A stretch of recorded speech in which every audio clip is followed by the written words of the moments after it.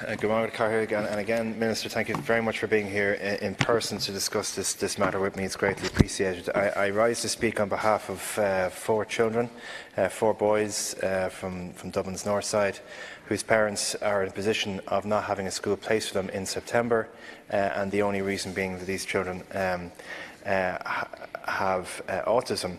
I want to refer you to the report launched today from asiam.ie, the Invisible Children report, a survey on school absence and withdrawal in Ireland's autism community.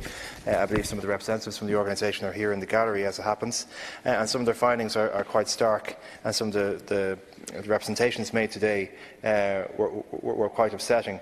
It's a survey, around 300 parents were involved. 35% said that they had applied to anywhere between 4 and 7 different schools while seeking a place for their child.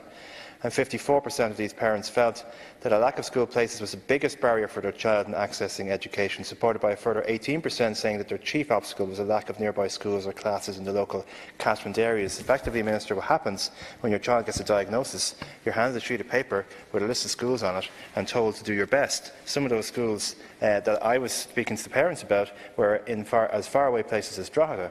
So I just want to read into the record of the House the 4 children that I'm dealing with currently: Oliver Lynham, Mason Kelly, James Field, whose mother Alison spoke at the launch today, Riley O'Keefe.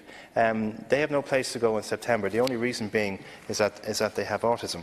I think the manner in which we deal with these parents, Minister, really needs to be investigated and improved, because to give a list of schools to a parent and told to do your best, and some schools would say yes. Most schools, unfortunately, at this case, are saying no. Now, I know we have a new Admissions to School Act, which would challenge some of the attitudes that the schools are having, or some of the responses that the schools are giving, and I want to get your response to that. Secondly, there's another issue, which is that the fallback position, which the parents don't want. They want their children to go to a school setting and to mix with other children and to have that engagement, is the home school potential for children. But again, you're told to go off and find a homeschool tutor yourself. You know, none of us are qualified, unless we're professionals in the field, to know what kind of home tutor would benefit our child or not. And again, I'm talking to other parents who are on a long waiting list to get assessment, a huge long waiting list. I spoke to another parent today, Mark, about his daughter Abigail, and their situation of trying to get early intervention, and they've waited effectively 2.5 years to get early intervention for their children. So the situation is, Minister, and I know you know this, is that once you get a diagnosis, it's as if you have to start waging a war with a system that should actually be caring for you and be compassionate for you in your situation. You have this challenge with this diagnosis and this child that you love and care for and want to do your absolute best for, and simultaneously you automatically become some kind of a political campaigner, which shouldn't be the way it should be. So, Minister, just on behalf of those 4 children that I outlined to you there, can you give me some assurance, and the parents some assurance, that they will have a school place in September? But wider than that, I think politically we need to have a long-term conversation about how we deal with parents in this situation. It probably falls between your own department and the Department of Health, and that is probably part of the difficulty. But certainly it's really come to light in the last number of months for me, the shocking experience that these parents are going through, and the fact that they're looking now, it's April, it's not too long away, it's going to be May, and September, these 4 children that I've outlined you have no school place, and I'm sure there are hundreds of other parents in the same situation, as has been outlined by the report issued today, and as has been reported in the Irish Times as recently as yesterday. So, Minister, I'd appreciate your response. Thank you, Senator. Minister. Years ago, Seanad Éireann ceist ceist into tábhachta agus ceist into daríire fásta agus tam oscailte maidir leis an córa tádaí ina dhéan an córáis agus ina dhéan díosbaireacht inniu.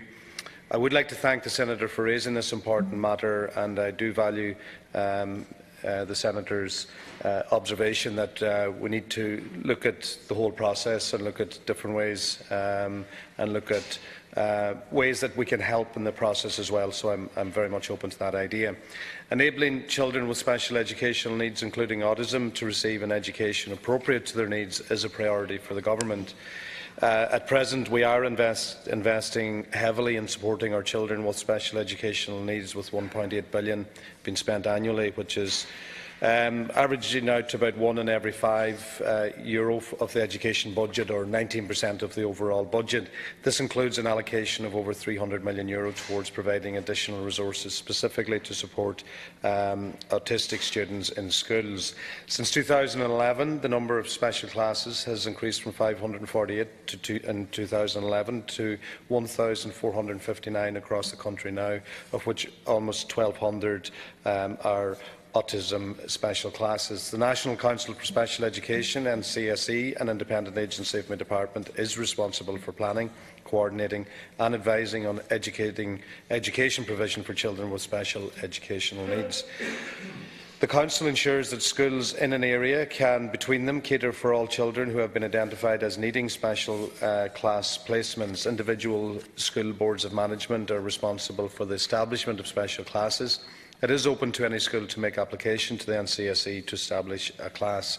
When the NCSE sanction the establishment of a special class or the expansion of special school provision in a school, the school can apply to my department for capital funding to reconfigure existing spaces within the school building to accommodate the class and/or to construct additional accommodation.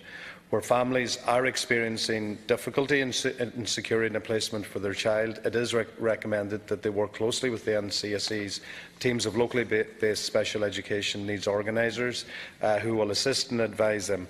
CNOs also support and advise schools. My department has no role in seeking a suitable school placement for individual children. Accordingly, I have arranged for the details of the 4 children provided by the Senator to be forwarded to the NCSE for its urgent attention. The NCSE is aware of the recent demand for additional special class and special school placements in the Dublin area. The Council is actively engaging with schools, school patrons, parents, NEPs, health professionals and others who are involved in the provision of services for children with special educational needs to ensure that each child has a school placement appropriate to their needs for the 1920 school year. This work is ongoing. We are aware that enrolments in some schools have not yet been finalised for next year. We expect a clearer picture to emerge in the coming weeks. If additional places are required, the NCSE will work with schools and other stakeholders to ensure this need is met, and my department is liaising closely with the NCSE in this regard. And can just reiterate again, this is a process. It can be a very, very difficult process for parents who have gone through preschool with their child and ready to go to that next step. And like all parents, you like to see a smooth transition from whether it's preschool to primary or primary to secondary. And I believe that through working together and the good work of the likes of the As I Am group, who I met in the early days of my new post, where there's things that government misses, there's things that officialdom misses, and if there's gaps there, I'm certainly willing to work with the Senator in that regard, because this is we're living in a very special time where we're trying to include all our children, and whether that is in special classes or in special schools, or whether that is in the mainstream setting, that choice is so important. So it's important that we continue to work hard and focus on that.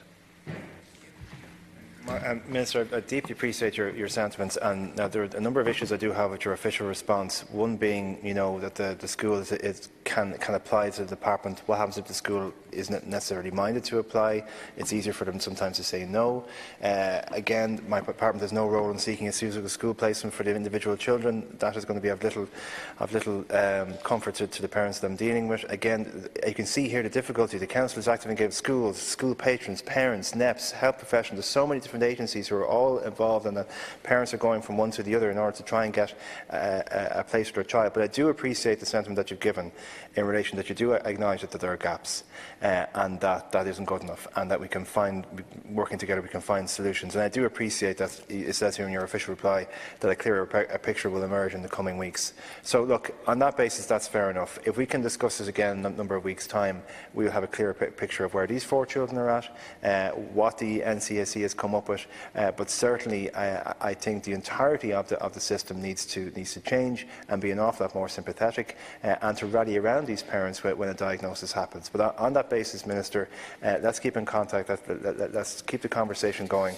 But certainly what these parents are going through isn't good enough. I think you appreciate that. I think you're acknowledging that. You're acknowledging that there are gaps. So let's collectively work together to fill those gaps and to ensure that the rights of these children that I've named, Oliver, Mason, James and Riley, are vindicated and that they have a school place in September. Yeah, Gormaigad, Seanad, and certainly, if